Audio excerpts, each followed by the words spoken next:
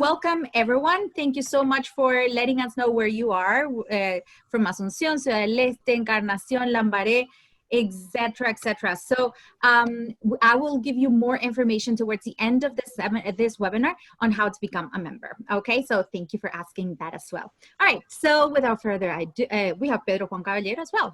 Wonderful. So without further ado, I would like to welcome Nataly Zelada, and who is going to be in charge of today's webinar. Thank you, Elena. So good afternoon, everyone. It's a great pleasure to have this opportunity to share with all of you. I'm so happy to see so many familiar faces here. So thank you very much for joining us. So I would like to explain what this webinar is going to be about. So I'm going to be sharing what is an adaptation of the American English e-teacher course on TESOL methodology, which I finished a couple of weeks ago, and it was a scholarship. So I would like to share all the info they provided me. So I really hope that this is going to help you as well. Okay. So this is the outline of this webinar. I know it's a little bit different from the outlines we normally follow. We are going to get started with some questions, then we will move to reflective teaching, its definition, and some examples. And later on, we will continue with some other questions because, you know, reflective teaching, right? And then we have to come up with a conclusion. And at the end, we're going to have some giveaways when we finish this presentation. Okay. So I cordially invite you to take notes throughout the presentation because I will be asking questions at the end, and I will really, really appreciate your active participation if that is possible. So you will be seeing these coins. So now you see 4 coins. All of them will appear in different parts of my presentation with different colors. So that means that what I mentioned there is related to what I will ask at the end of the presentation. So you have to collect as many coins as possible. Okay, so let's get started. Please send the answers to the following questions to the chat box because Elena is going to help me read them later. And let's move on to the first question. Question number 1. How long have you been teaching?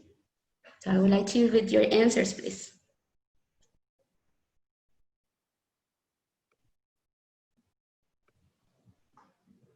So we have 9 years, 6, 20, almost 30, 12, 4, 5, 15, whoops, more than 20, 28 so far, 8, 7, 10.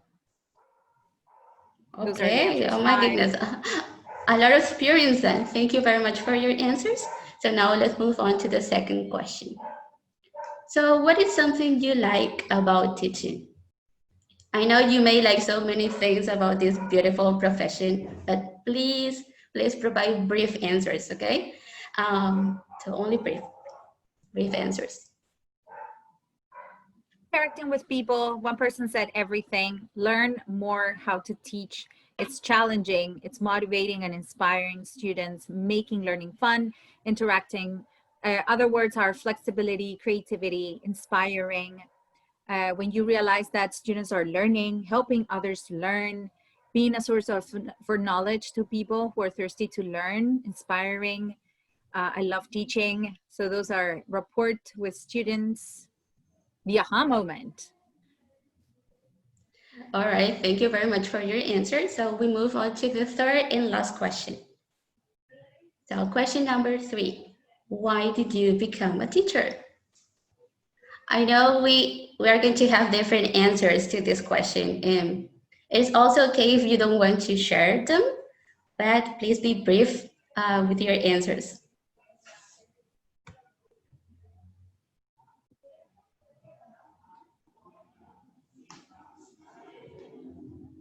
Realized I was good at it. Another person says accidentally. It is my call, thankfully, to help students throughout a subject. I get to teach because I enjoy teaching, because I love English, because I love it. I love to share what I know because I like the English language, a great way to learn, a great way to change the world. When I was in high school, I used to help my partners in English, and I loved that feeling because I wanted to help people. So I like making a language something fun and practical, hands on. Okay, it was one of my dreams. All right, so thank you very much for your answer. So now we are ready to start with our main topic. So reflective teaching. I personally have always considered ongoing professional development a must for all teachers because we definitely need to keep learning and sharing strategies and techniques in order to help our students better. So society constantly evolves, and we must be well informed and aware of useful methods and techniques in order to be well prepared in our classes. So what reflective teaching does is to help us set some time aside from class to class. So I know you probably are so busy because you have so many students, so many classes, and your schedule is full. But reflective teaching, I give you the chance to set some time aside, just a moment from one class to the other to think, to evaluate what you did in the class. And it is good to recognize what we did, the activities we implemented in the class, whether they were good or not so good. And it is a way to reflect. And one way that helps us reflect in our teaching is by self-assessment. So we are going to see what a self-assessment checklist normally looks like. So these are some questions that can help us think of what we want to achieve in our class or to change in the future. So we can consider them when we have to create our self-assessment checklist. For example, how much time was teacher talk? How much time was learner talk? Or how often did learners have the opportunity to question and comment? And what resources or teaching aids did you use? So again, these questions are part of a self-assessment checklist, but you are free to incorporate, to add the ones that help you better. So reflective teaching can also be done through observations, and we have different options to do so. Okay, so we have the option of self-observations that is done when we make a video recording of our own classes. So we can watch it again and reflect and in general or in specific practices. For example, if we want to evaluate our students' engagement, whether we gave clear instructions, if we provided enough input, if we made ourselves understood, if the students were engaged in the class, if they liked the activities, if they participated or not. So these are some points that can help us evaluate our own teaching and to understand whether the practices we make were effective or not, and what are the changes we can make for the future.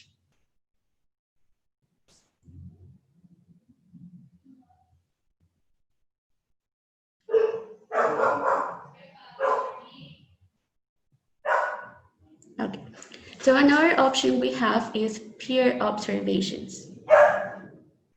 So you can invite someone or a colleague to observe your class, to observe you teaching. But you need to meet before in order to establish what you are going to look at during the teaching, the observation. Or you also have the option to share a video with a colleague.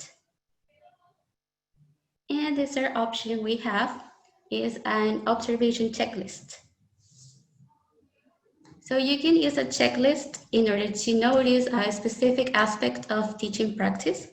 There are many checklists available on the internet, so you can adapt them to your current situation, to your experience, or you can make your own.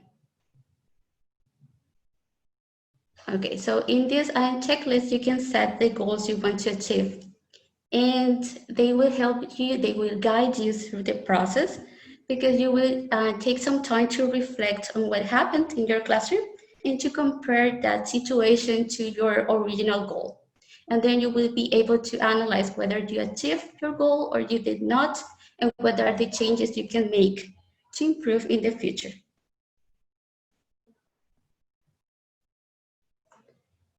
It is very important to know how to take feedback and use the comments someone else give us in order to improve. Because unfortunately, sometimes we don't know how to take feedback from a colleague, and we take it in the wrong way. But that shouldn't happen. Because if we invite someone to observe our class, and that person has to be objective enough in order to help us improve, and we have to take it in the best possible way. So we can become reflective teachers if we follow some of these steps.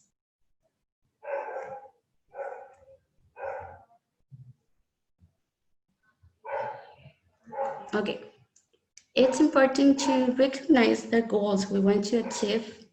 So what is something we want our learners to know, to understand, to learn, and how we want to have the classes, how we want to give the classes. And it is also important to receive feedback from students. So maybe at the end of your course, at the end of the semester, you can provide some feedback form to your learners, and it can be an anonymous feedback form, so they can share with you how they thought the class was, what are their comments, if they have suggestions for you. So you have to be flexible enough to accept the feedback from your students as well. And then you can also have the chance to invite someone to observe your teaching, as it was mentioned before. And if you don't want to take any of the previous steps, you can always take notes on what happened in your class. Like, you plan an activity that was meant to last 20 minutes, but then at the end, it took your students longer, or I don't know, for a shorter time. So you have to be able to take notes on what happened in your class, and whether it was something good or something that needed improvement. So that will help you evaluate your teaching practice. And most importantly, you have to be able to share your experience with other teachers and to learn from them as well. Okay, so now we have another activity that requires your participation again. And it's totally okay if you don't want to send your answers, it's okay. So let's move on. So please share your answers in the chat box again, and Elena is going to help me with them later. Okay. So now you have to think about your best teacher when you were a student.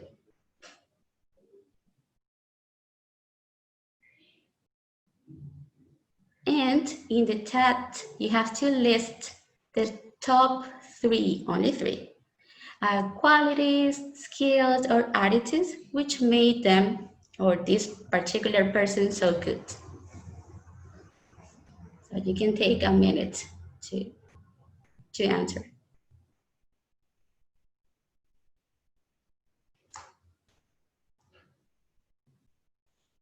One of the answers says patient, easygoing, friendly. Those are some of the qualities and skills. Okay.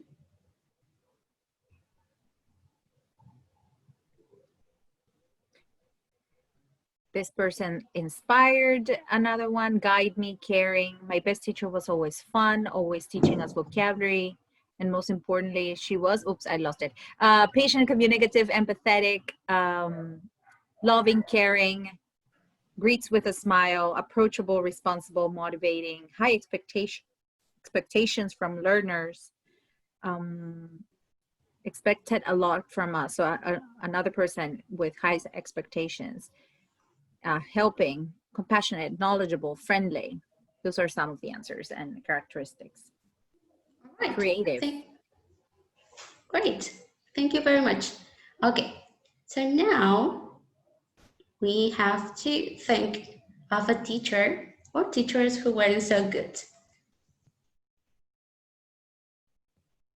So again, you have to list the 3 personal qualities, skills, or attitudes which made them not so good teachers.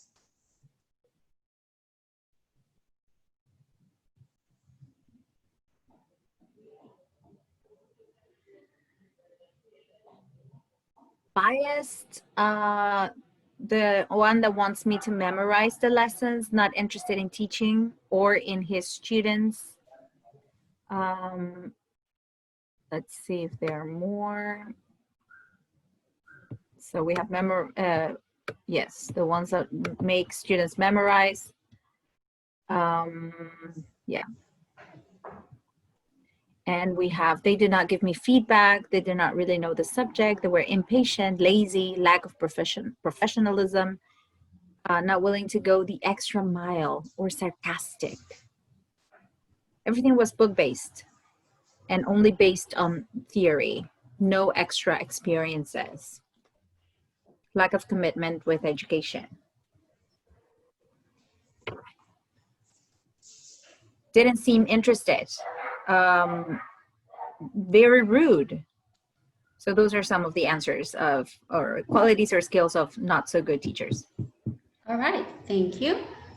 Okay, so now you have a list with qualities, skills, or attitudes that you want to adopt or to get out of the way as a teacher yourself. Why is that? Because our teaching is influenced by the way we were taught in our learning styles. So if you had a good teacher or good teachers, you may want to replicate what this person did and the way this person taught you in the past. So you would like to become similar to this person. Or unfortunately, if you had not so good teachers, you would like to avoid what what these people did in the future, right? Okay, so here says that our learning styles also influence our teaching. Let's see how many of you agree with that. So just type in the chat box whether you agree or disagree.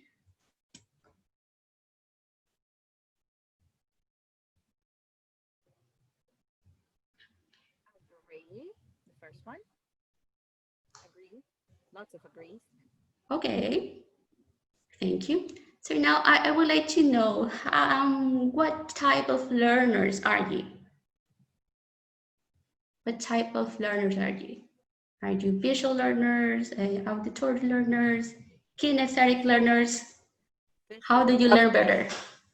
Visual, eclectic, visual and auditory, mainly visual, visual and auditory again, visual, auditory, visual and kinesthetic, visual and auditory, but visual takes the lead for sure. Auditory second place, and I think kinesthetic third.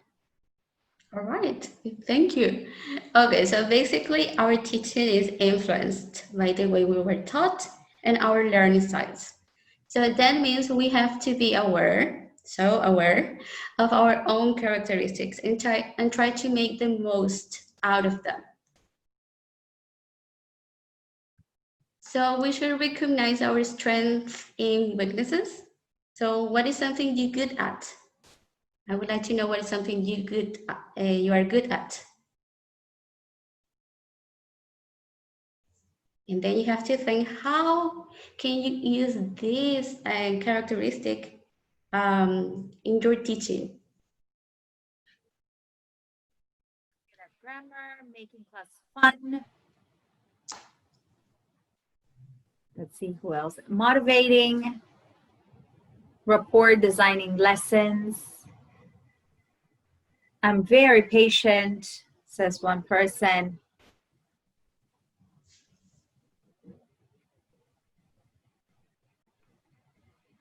I have a good memory and good sense of humor, also patient. Motivating, patient, organized. I love my job. Funny lessons. Those are some of the things or characteristics our participants are sharing. All right, thank you very much. Okay, so it's very important to reflect on our abilities and see how they can help us improve our teaching strategies. Because we always have like a touch, we give our teaching a touch of ourselves.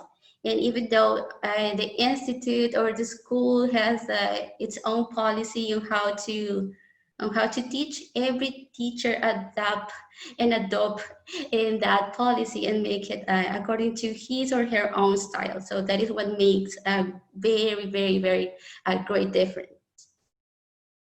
Okay, so going back to what reflective teaching is all about, it is an ongoing process. So that means this process never stops. Here we see an example of the reflective cycle, as you can see here.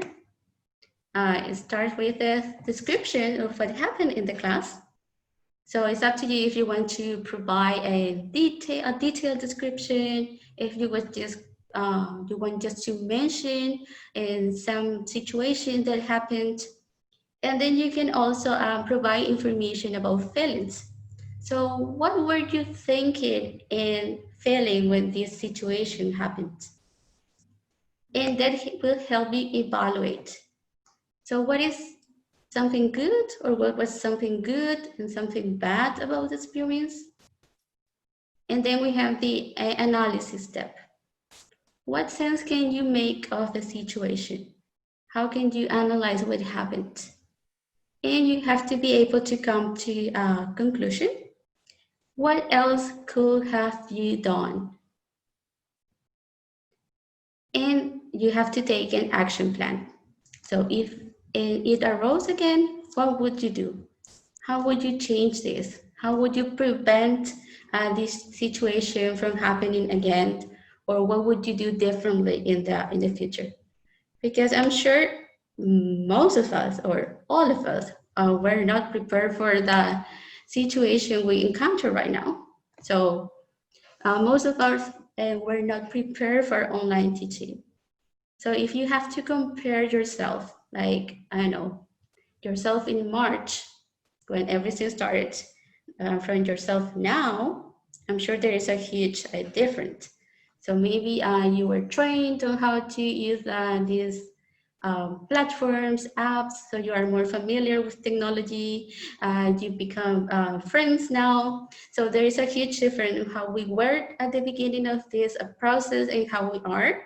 I'm sure if we have to reflect by the end of the year, the skills we acquired, there will be so different from what they are now.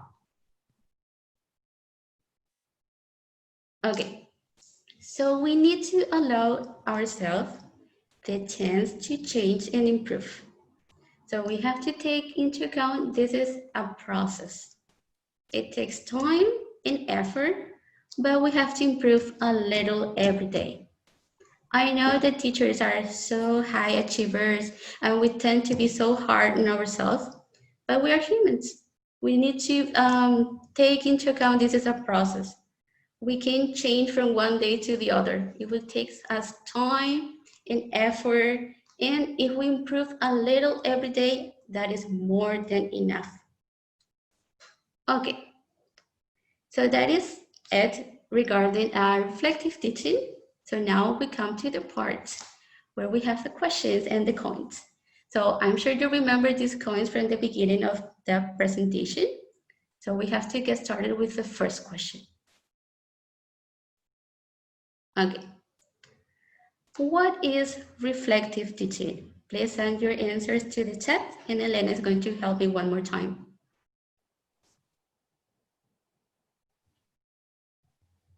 While our participants write what they know about reflective teaching or what they think reflective teaching is, I just want to share two comments that were written in our chat box. One of our participants mentioned that this year all teachers had to go up a steep learning curve, And another person said, even when I failed, I've learned. And after that, I just keep trying to improve and move forward. So yes, those are two comments. So let's take a look at some of the comments. Analyzing what we did and what we can do better, reflect on what happened, what was done in class and how it can be improved.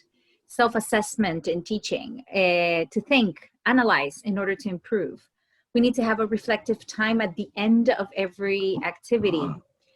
Self-assessment, analyze for being better. Ongoing assessment of looking back at our lesson and analyzing for things that were well done and things we'd like to improve. Those are some of the answers that are coming up. Think, analyze, improve. All right, thank you.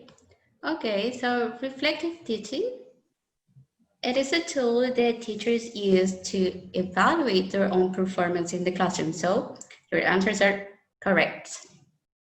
Okay, let's move on to the second question. What are some of the questions included in the self-assessment checklist? Just mention one or two.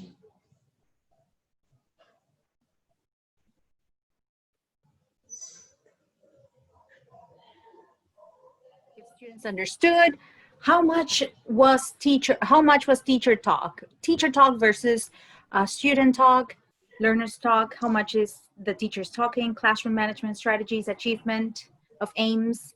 Do you like the activity? How long was the teacher and students talk? Select the most adequate tools. Did I achieve my students' SLOs? What resources did you use? What do you learn by doing a given activity? Techniques used during teaching. Those are some of the questions that our participants remember in the self-assessment checklist. The time management is another one. How useful were the resources? How can I avoid something from happening again? Teacher speaking time, student speaking time. Evaluate if what we did was meaningful for students. All right, thank you. Let's take a look at the answer. Okay, so how much time was teacher talk? So you're right. How much time was learner talk? So teaching talking time versus students talking time. Yes, you were right. And how often did learners have the opportunity to question and comment? And what resources or teaching aids did you use? All right, so thank you for your answers. And before we move on to question number 3, I would like to add one more question to this part. So why is it, most of you mentioned teaching talking time versus student talking time. So why is that? So should we reduce our teaching talking time or what? What are the comments you have about that? With the point?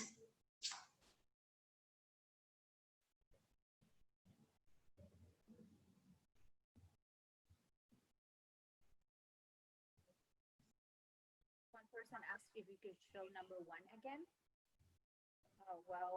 They think about your very last question, which is reflective teaching. What is reflective teaching? Okay, so I was asking what is it important to reduce and teaching talking time? That is why I asked, because I saw many of you remember that part. I would like to know. Say that it should be adapted to students' level. The higher it is, the less the teacher should talk. Teachers talk, they learn students cannot only be a quiet classroom, because as teachers, one of the things we should guide students so they can produce and learn in the progress. Oh, if they talk, they learn. So that's something that one of our participants mentioned. All right, thank you. Okay, so now let's go to question number 3. There are many other ideas coming.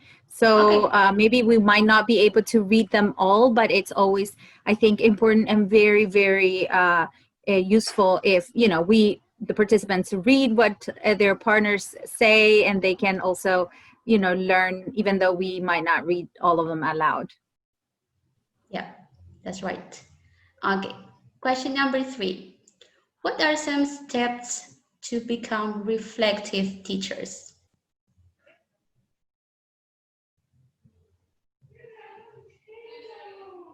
Notes. Start with observation and getting feedback. Give room to critical feedback.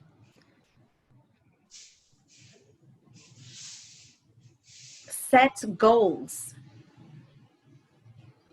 Very important. Accept we are not perfect. Observe, take notes, set goals, get students feedback and take feedback, maybe recording your classes and watch them later, welcome feedback from others, invite someone to observe your class, peer observation,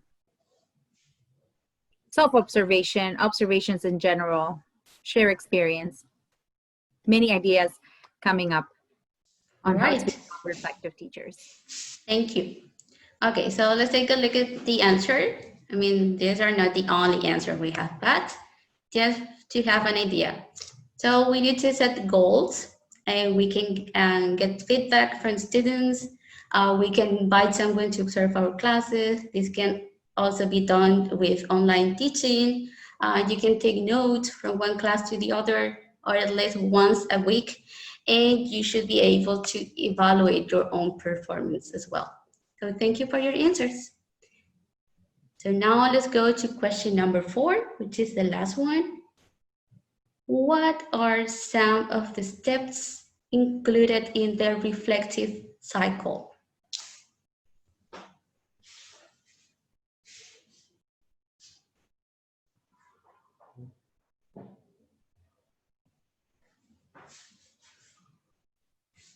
Reflection in the class, observation, analysis, evaluation, change, feelings. Let's see what else. Feelings, action plan, evaluation, analysis, conclusion, action plan. Analysis.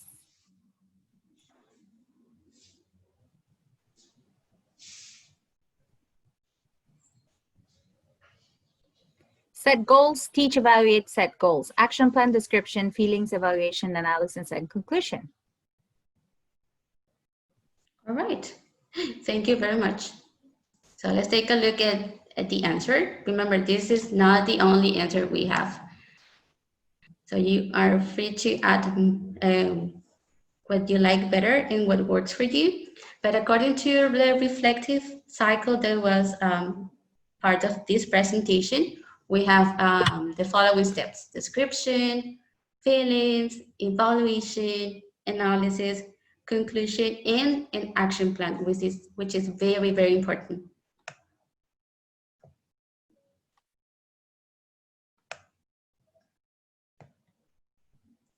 Okay, so we have done with all the questions. So thank you very much for your active participation. So in order to thank you, this is your prize. So this is a compilation of PowerPoint games and templates in board games. So Sarah is going to send you the link to the chat box here in Zoom. So you only need to click on it and it will take you to a folder that contains all these games that I really, really hope work for you in your classrooms, in your classes, and you can use them. I would like to just ask very briefly if someone else is having issues with audio. I guess that if they can't hear, they won't be able to hear my question. But I just typed in the chat just in case. And yes, we can hear. People can hear. So good. Great. Okay, just in case, one more time. So this is your prize. And you just have to click on the link Sarah sent you seconds ago. So it is a compilation of PowerPoint games, templates, and board games. So I really hope you can use them in your classes. Okay, so do you have any questions? So that's it from me now. So I would like to know if you have questions, or you would like to add something else before we come to the end?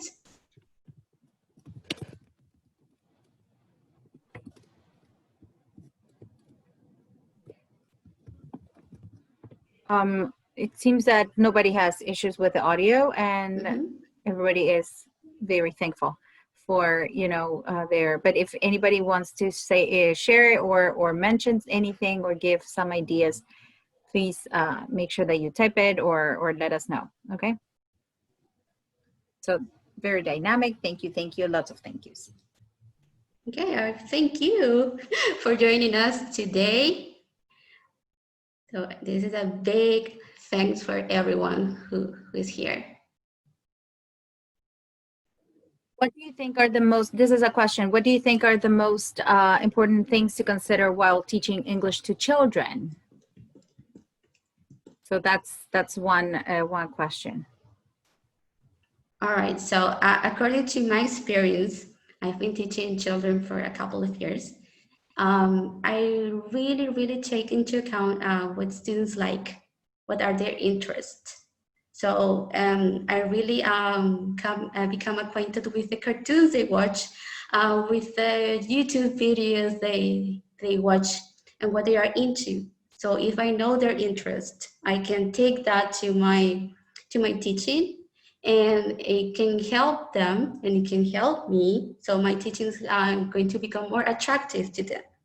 So maybe if they, I don't know, just saying, and they are into Pokemon, so I can use Pokemon characters in my classroom in order to catch their attention. So they are more likely to take the most out of the classroom. So I would say that it's important to get to know your students and to know what they are into.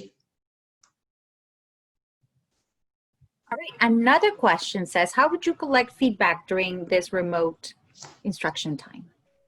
Uh, Google Forms are very useful.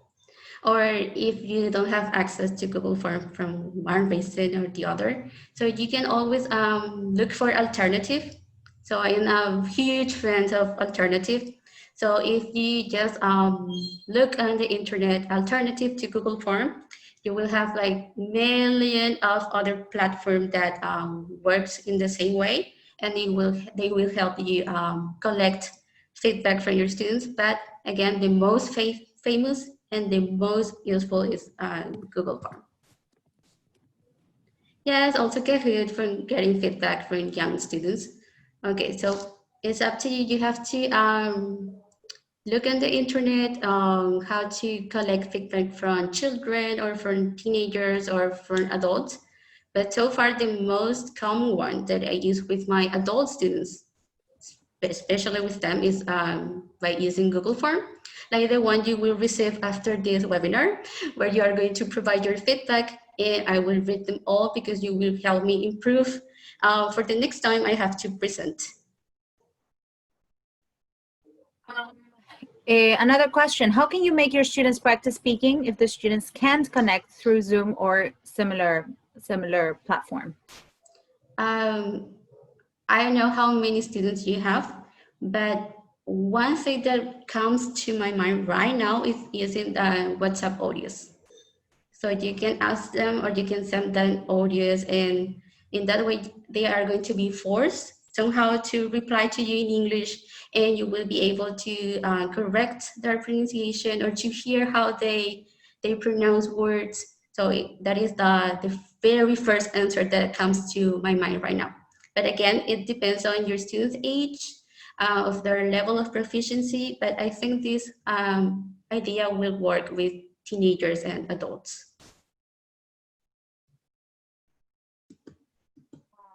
Another person says, talk to parents to know what the students are into.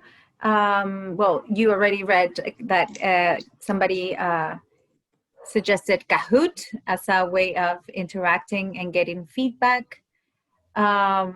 I can personally suggest another, and if you don't want to use a WhatsApp message, you can use a website called Vocaroo, and it's really easy to record, and you can get the audio recorded and you can send the link to your teacher and upload it to whatever platform that you use, or just send it via email. And it's, sure, I will write it down. And it's free and very, very user friendly. There you go. It's Vocaro, VOCAROO. Great. So you see, that is one of the reasons why it's important to share our experience with other teachers, because you always learn something. Okay, thank you, Elena, for sharing.